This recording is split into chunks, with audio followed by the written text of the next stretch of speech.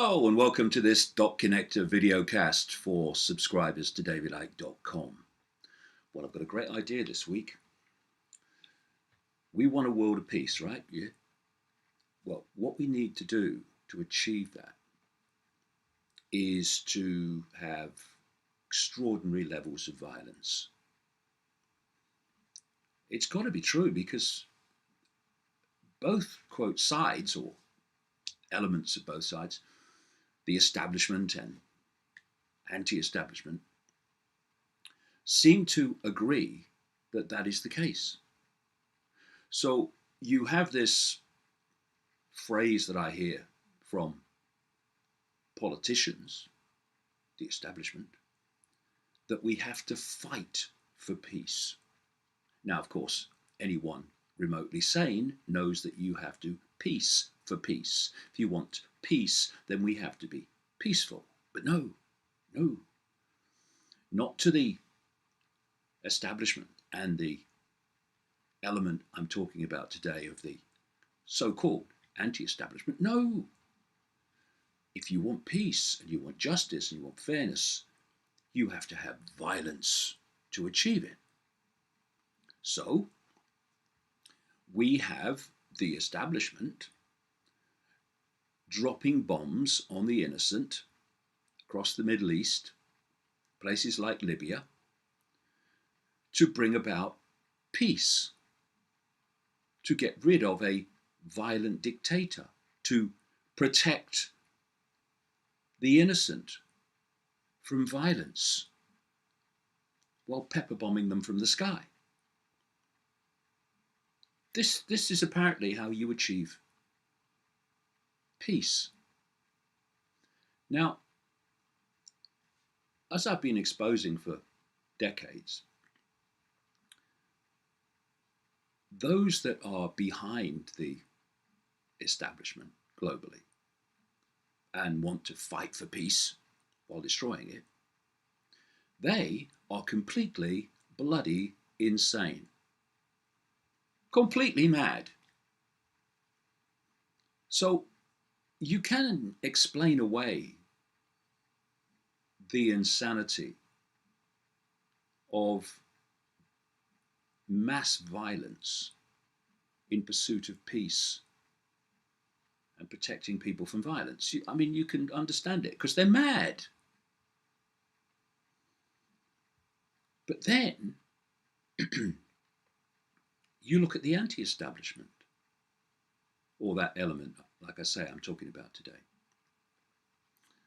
who were on display yet again at the G20 summit in Hamburg, Germany. They think that the way to challenge the violence, not just physical violence, the violence in financial injustice, the violence in food distribution injustice, the violence in opportunity injustice, in housing injustice. They think the way to challenge that is still more violence. And they claim to be anti-establishment. They claim to be the opposite of that which they oppose. But it's been plain as day to me for a very long time that this left-right polarity is a complete illusion in terms of what the situation really is. We are told that you have the establishment on the right who are behind the wars and all these other forms of violence I've listed. And then on the left, you have the people that oppose them.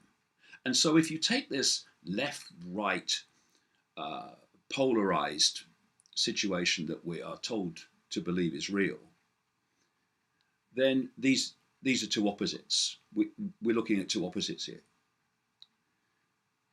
But it's not like that. And it's so obviously not like that just by observing events.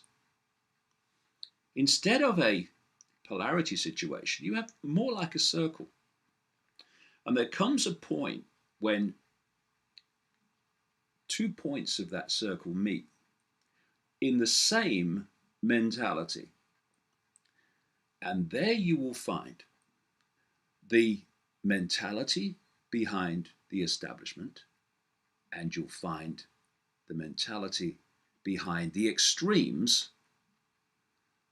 of what call itself anti-establishment. Because fascism is not a race, it's not a country, it's a state of mind. It's a state of being, a sense of perception. And it's no good the extremes of the so-called anti-establishment using fascist tactics to then say we're fighting fascism. I mean, the scale of self-delusion is shocking.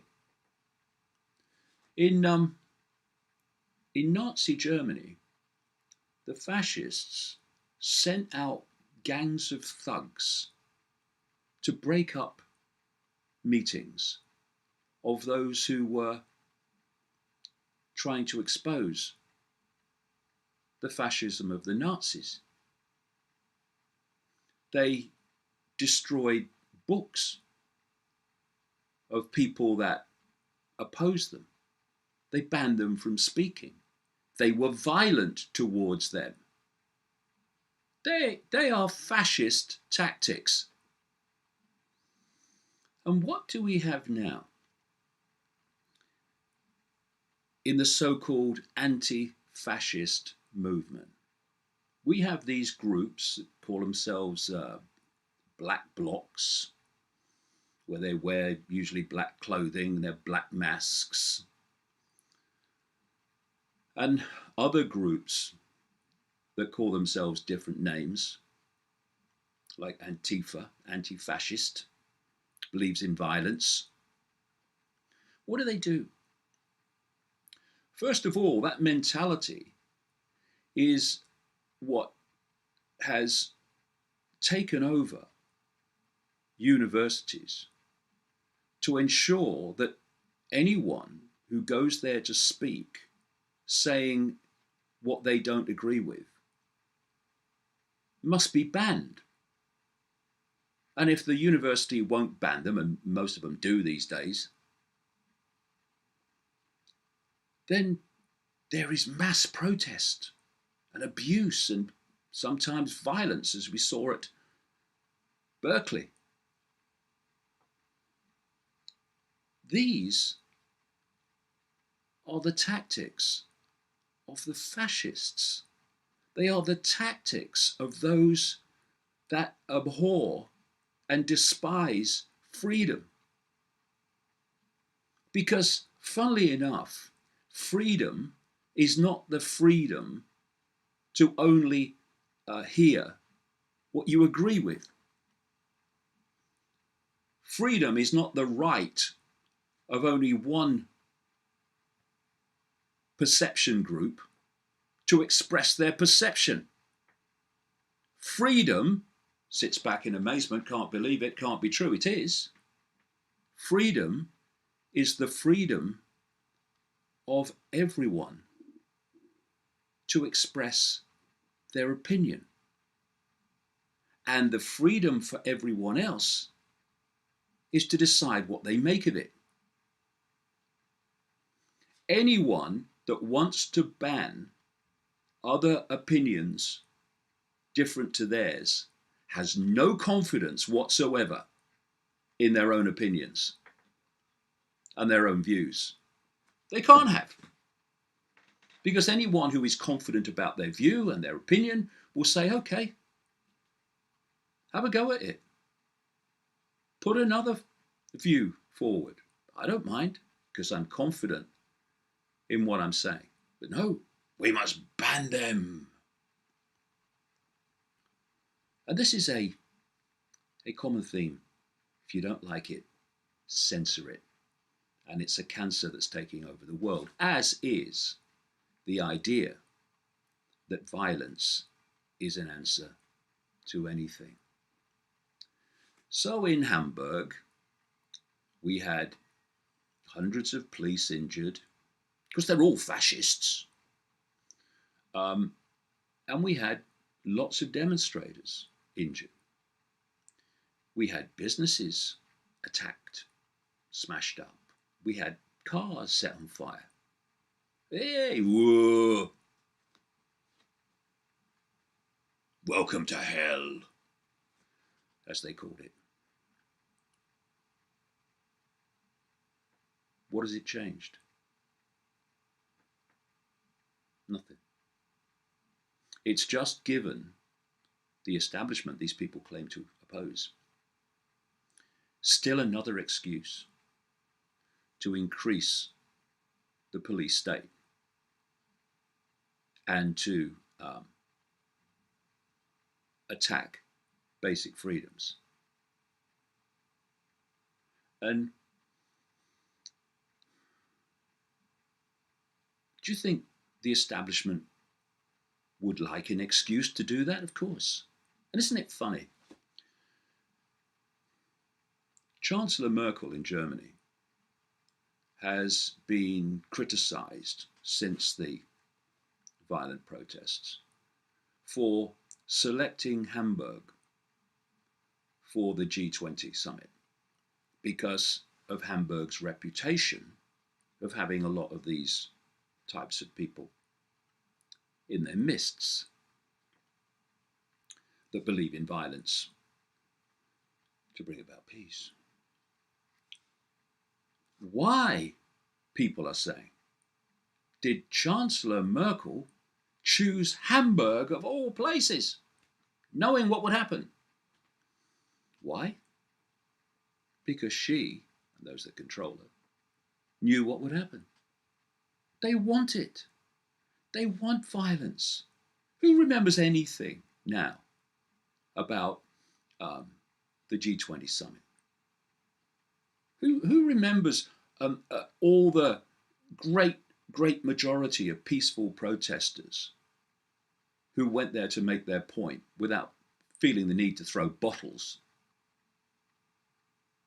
Nobody. No one's talking about that. No one's remembering that. It's all gone.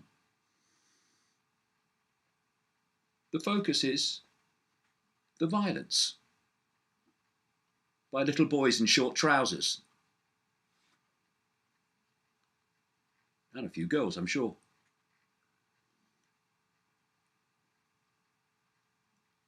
Years ago in Britain, there was a phenomenon, a very violent phenomenon in football.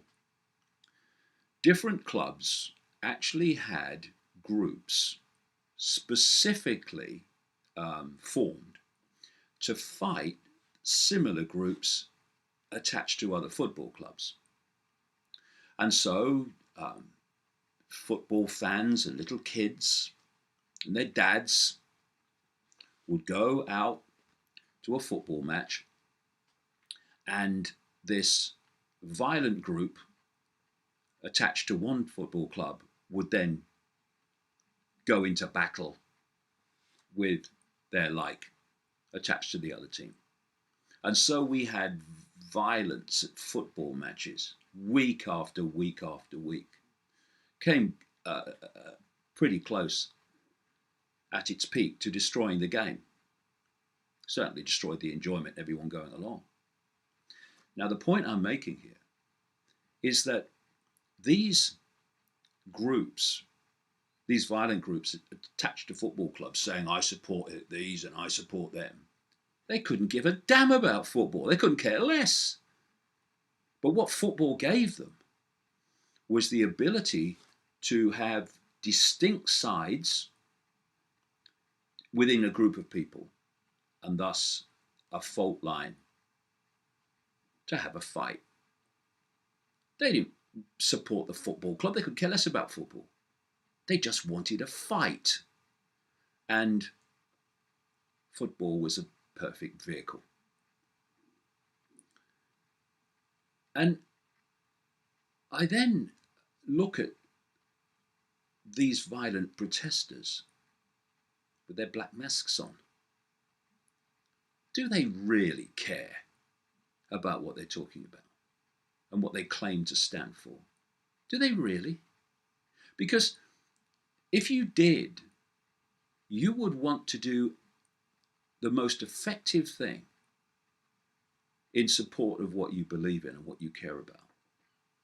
But instead, they're doing the thing that does the opposite. Now, of course, we have violent elements within the police. It goes back a long time. And they have to take responsibility too. And we have also infiltrators into this group and these groups that come from the establishment, that come from law enforcement, or what claims to be. Because they want the violence. I was at the Occupy Wall Street protest for 2 or 3 days when I was passing through New York. And in among the protesters were New York police infiltrators dressed as protesters. And one of them, while I was there, was identified, and he just ran for it. Had his backpack on, looked like a classic protester, and away he went, running behind the police lines, pursued by people, pointing out that he was an infiltrator. So these groups are infiltrated all the time. And who is behind some of these black masks? The people we can't identify. The answer, in a significant number of cases, will be the very representatives of the very establishment that these people claim to be fighting, because they want the violence. But the mentality says, the fascists are violent, so we can be. That's the rationale for this. So you don't like them being violent? No. So what are you going to do about it? We're going to be violent. Oh, well, do a round of applause. Well done, you. Over here, ladies and gentlemen. So, you don't like them bombing the innocent in Libya and Syria? No. Well, we must do it then. It's insanity. And it's also, I say, bordering on the criminal in terms of self-indulgence. Me, me, me. So it's really about, if they found a mirror and looked in it honestly, it's not about what they're fighting for. It's me, me, me. Oh, we're fighting for justice. Oh, I hit that copper with a bottle. Oh, well done, mate. Have another beer.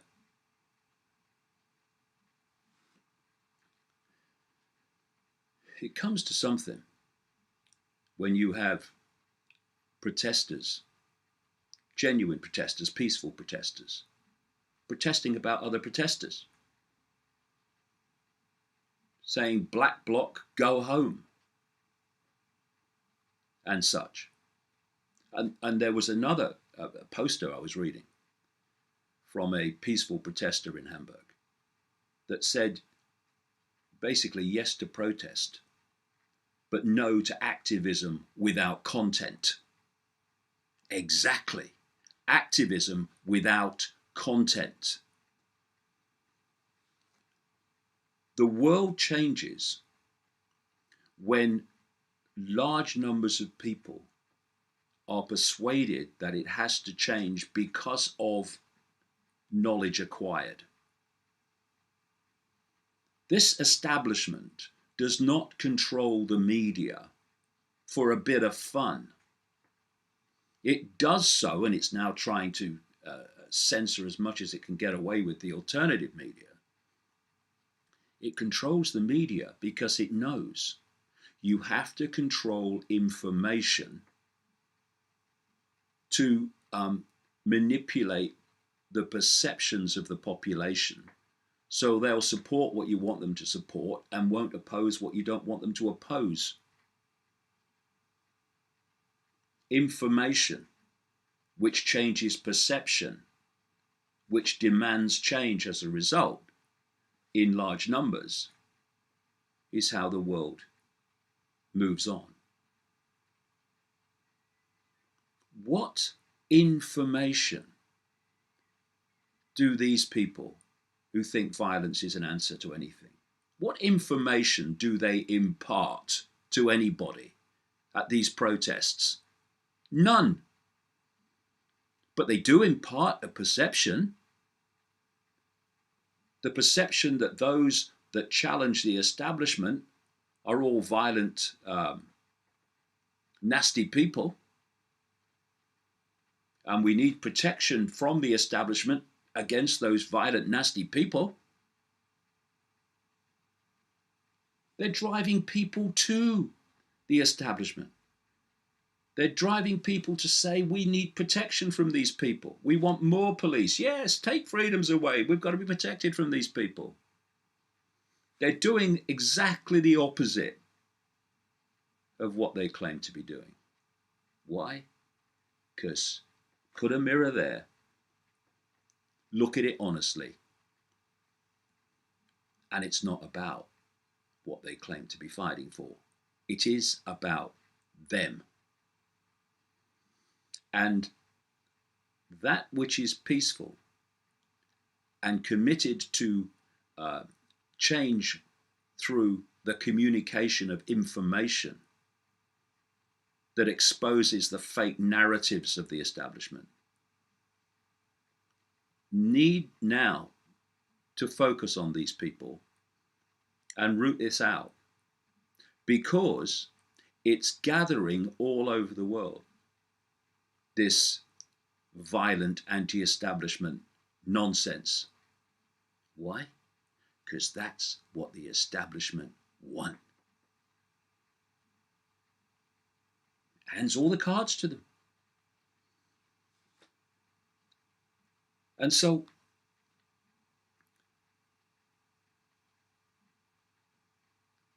if we're going to change the world for the better, it needs to be done from a direction of wisdom and a direction of intelligence and maturity. It will never, ever be done by little boys in short trousers, more obsessed with themselves than what needs to be done to make this a better world.